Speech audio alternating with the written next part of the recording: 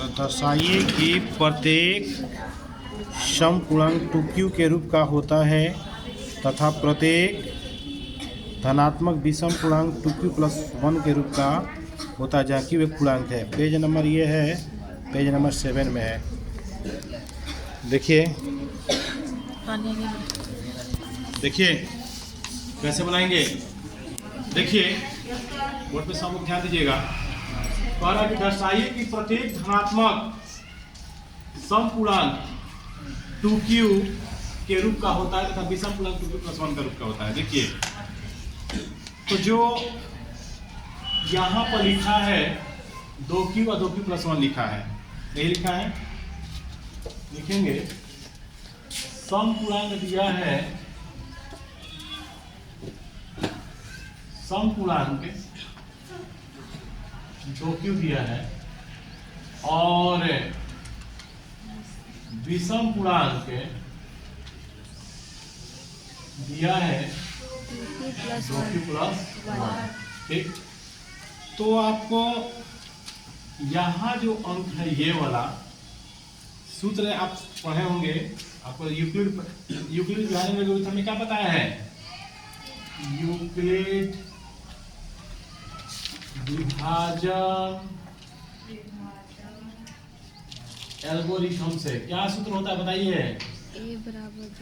Euclid विभाजन algorithm से क्या फॉर्मूला होता है। a बराबर bq + r ये होता है, लिखा है। सुनिए तब b की जगह पर मेरा कितना है 2 है। b का मान कितना है जी 2, तो b बराबर लिखा है 2। ठीक, b को हम क्या कहते हैं, सूत्र जो होता है भाज्य बराबर होता है का चीज भाजक गुणे भागफल प्लस शेष, यही ना होता है जी। तो भाजक के जगह पर मेरा कितना है 2 है। क्या है 2 है। यानी मान किसी भी चीज में तुम अगर मान लीजिए 5 है, एक बात बता रहा है, मान लीजिए 5 में 37 से भाग करिएगा तो क्या आएगा 5 × 7 = 35, 7 पहले 5 किया 2, सो शेष कितना आया 2।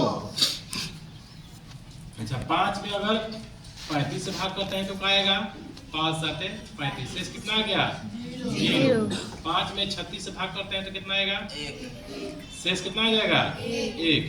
जब भी शेष आएगा हमेशा 5 से छोटा रहेगा। देखो छोटा है ना, 2 भी छोटा है, 0 भी छोटा है, 1 भी छोटा है।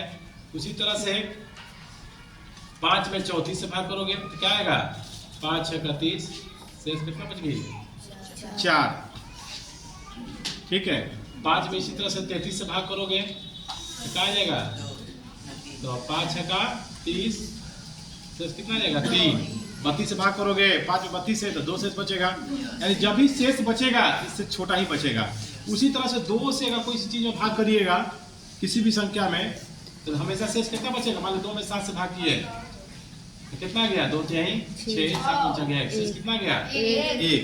उसी तरह से 2 में कभी भी आप भाग किए 6 से भाग किए 3 बार में 6, शेष कितना गया 0। कुछ नहीं बचा तो क्या मानते हैं 0, कितना 0।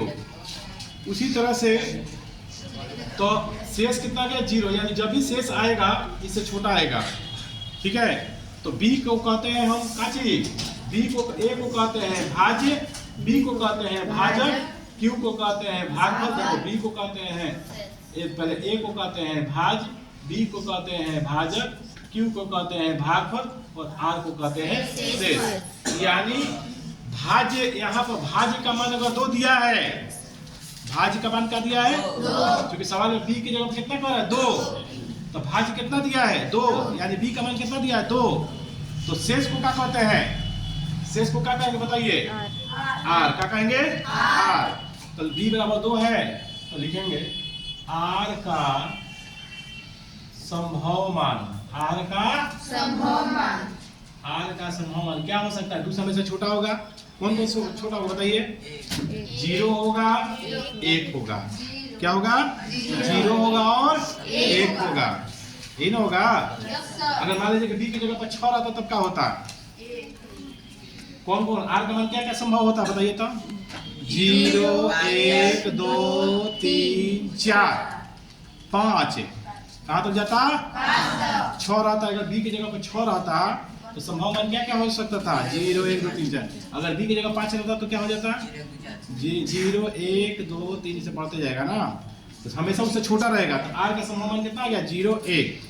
तो लिखेंगे अब ए का, देखो जी, ए का पहला संभव मान, ए का पहला संभव मान। तो सूत्र में जहां पर बी लिखा है वहां पर कितना लिख देंगे?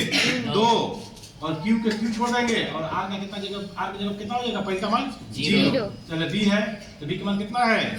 2। आई क्यू है, क्यू आर है, आर की जगह कितना लिख देंगे? 0। 2 में क्यू में वो 0 हो जाएगा तो 2 क्यू ही हो जाएगा। ठीक। ए का क्या लिखेंगे? ए का दूसरा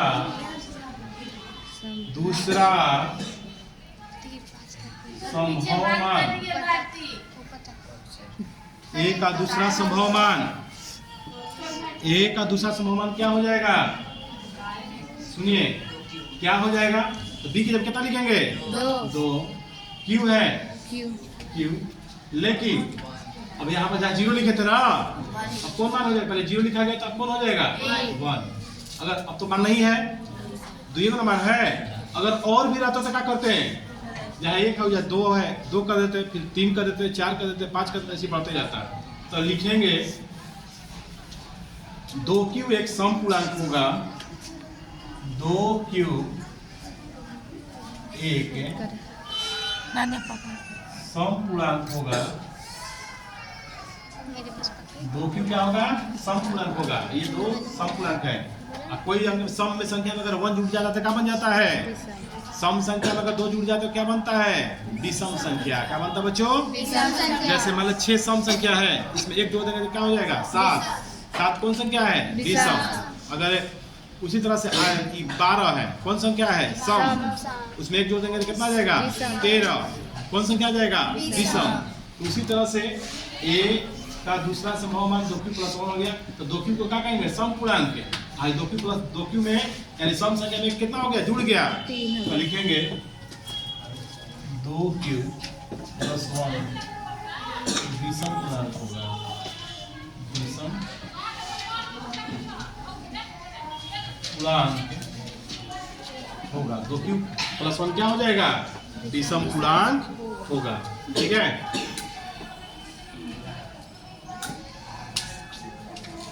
तो लिख लीजिए ये उदाहरण नंबर 2 आप लोगों को बताए हैं। उदाहरण नंबर 2 बताए हैं आप लोग को। और ये क्वेश्चन जो है उदाहरण नंबर 3 है। हाथ रोक लीजिए, पहले समझ लीजिए तब बनाइएगा। पिछला क्वेश्चन में था, बोलती रहती है, देखिए पिछला क्वेश्चन में यहाँ पर कितना था? 2q था। अगला क्वेश्चन में क्या है? 4q है। क्या है? 4q। तो हो जाएगा विषम पूर्णांक है 4q + 1। विषम पूर्णांक क्या है? 4q + 1। इसमें क्या दिया है? 4q + 1। देखिए ऐसा ही पहले 2q था और 4q + 1 है। अब बताइए हमको कि यूक्लिड एल्गोरिथम यही सूत्र होता है। अब बी की जगह पर कितना मैंने मान दिया बताइए तो? 4 दिया है। 4 क्यों नहीं? 4। तो आर का संभव मान क्या होगा? अभी बताएं आप लोग को कि जब भी मान होता है आर का मान, अगर बी का मान 4 है तो आर का मान इससे हमेशा छोटा होता है। क्या होगा बताइए? 0 1 2 3 होगा ना। और लिखेंगे ए का पहला संभव मान। तो बी की जगह जहाँ 2 लिखे थे कितना लिखाएगा? 4। और 0 है तो 0 हो जाएगा। तो 4q में 0 जोड़ेंगे तो 4q होगा। फिर ए का दूसरा संभव मान क्या होगा?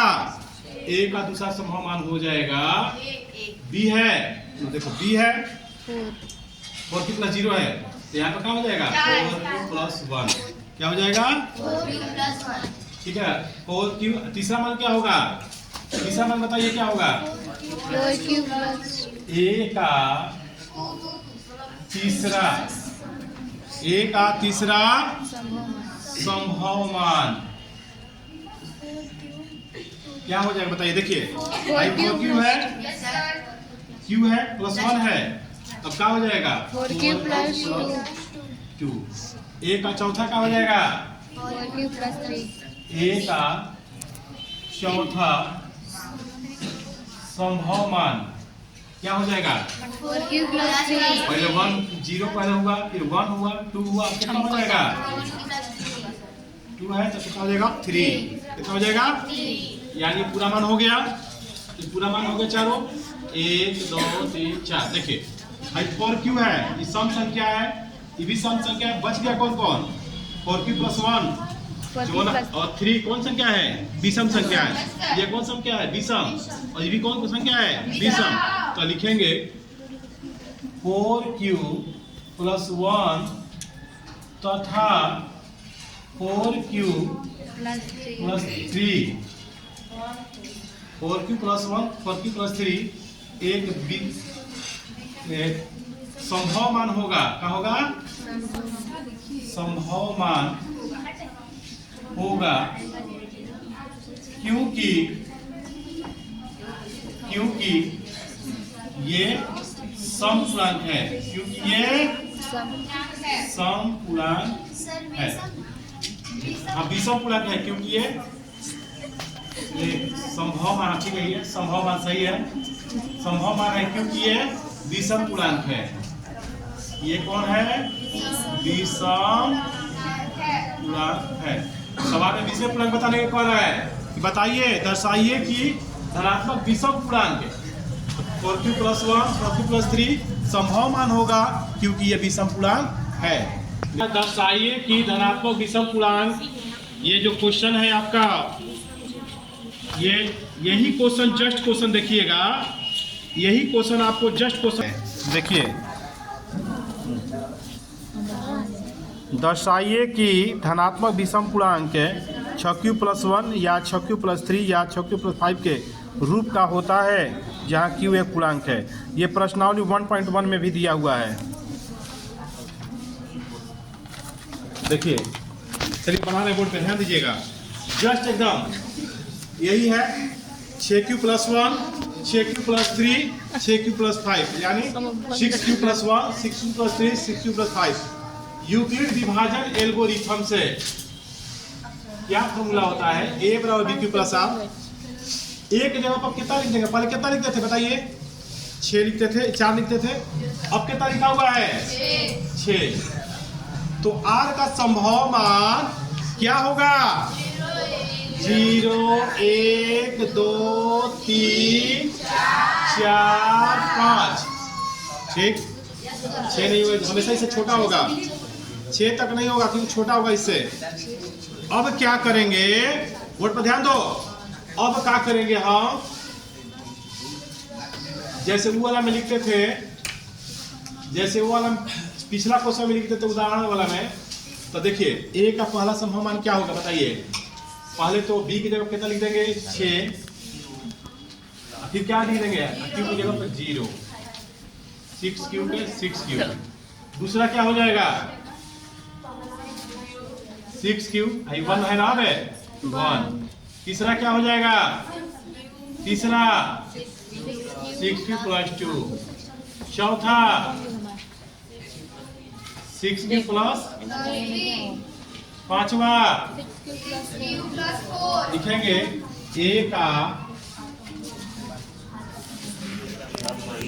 5वां बना दे देखो संभव मान 6q प्लस 4 a का बनाएंगे ना बोलिए तो रिकॉर्डिंग पे जाता है ना, बोलिएगा समझाएगा उसमें। a का 6वां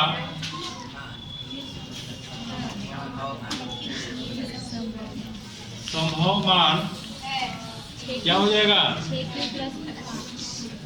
6q प्लस 5। ठीक समान रख दिए।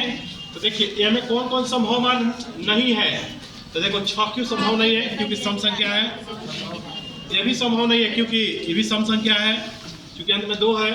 ये भी संभव नहीं है, अभी कभी जुड़ नहीं जाएगा, 6 2 8 नहीं हो जाएगा, क्योंकि ये 6 क्यूब के साथ जुड़ा हुआ है, ये अकेले है, जात नहीं है, ये अलग अलग जाति से नहीं जुड़ेगा।